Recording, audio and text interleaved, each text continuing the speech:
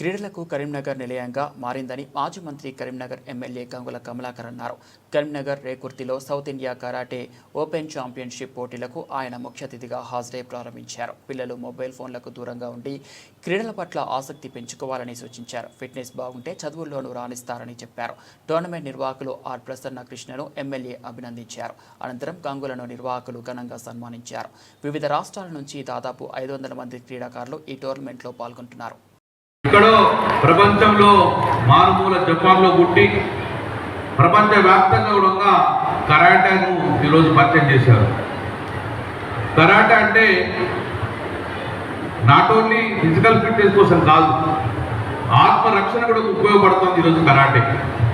అందుకే భారతదేశంలో ఎక్కువగా ఇష్టపడే క్రీడ ఉందంటే అది కరాటే.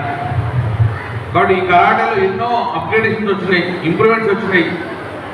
ఎంతో మంది కూడా ఈరోజు తీర్చిదిద్దింది కరాటే.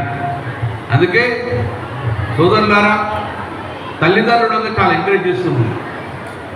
ఈ యొక్క ఫిజికల్ ఫిట్నెస్ కరెక్ట్ ఉంటేనే మెంటల్ ఫిట్నెస్ బాగుంటుంది. మెంటల్ ఫిట్నెస్ బాగుంటేనే చదువులో రాణిస్తారు. అంటే చదువులో రానియాలంటే ముఖ్యంగా వారి ఈ యొక్క క్రీడలను ఎంకరేజ్ చేయాల్సిన బాధ్యత తల్లిదండ్రులు ఉన్నది. అందుకే అన్ని ప్రభుత్వాలతో పాటు తల్లిదండ్రులుగా అద్భుతంగా ఈ పిల్లలు ఎంకరేజ్ చేస్తున్నారు. కానీ ఈరోజు ఒక్కసారి బాధాకరం, ప్రపంచం మొత్తం కూడా ముందుకెళ్తుంది.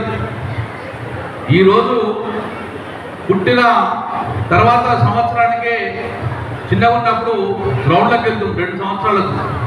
కానీ పిల్లల చేతులలో ఆండ్రాయిడ్ సెల్ ఫోన్ తప్ప ఏం కనబడతలేదు.